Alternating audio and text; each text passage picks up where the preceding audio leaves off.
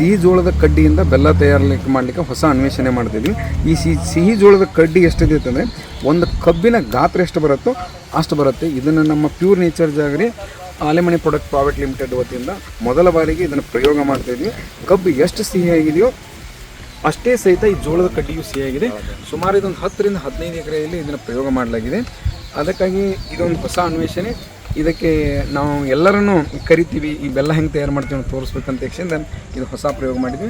ತಮ್ಮೆಲ್ಲರ ಆಶೀರ್ವಾದ ನಮ್ಮ pure nature jaggery Alemane product private limited ಮೇಲೆ ಇರಲಿ ಅಂತ ಕೇಳ್ಕೊಳ್ತೀನಿ. ಸಿಹಿ ಜೋಳದ ಯಾಕಂದ್ರೆ ಇಂಡಿಯಾನ ಫಸ್ಟ್ ಟೈಮ್ ನಾವು ಬೆಲ್ಲ ಮಾಡೋದೈತಿ ಸಿಹಿ ಜೋಳದಿಂದ. ಇದೊಂದು ಹೊಸ ಅನ್ವೇಷಣೆ. ಅದಕ್ಕಾಗಿ ಇದು ಎಷ್ಟು ಸಿಹಿ ಇರ್ತೈತಿ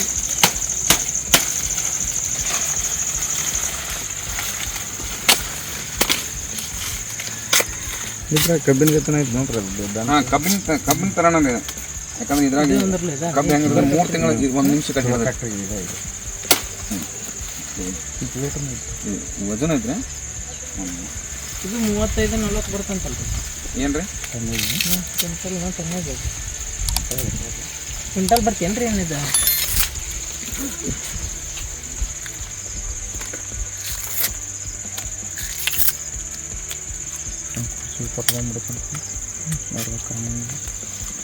ಕುರ್ಚಿಯಲ್ಲಿ ಕೊಟ್ಟ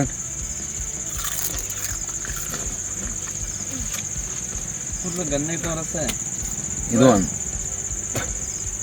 ಸಿಹಿ ಜೋಳ.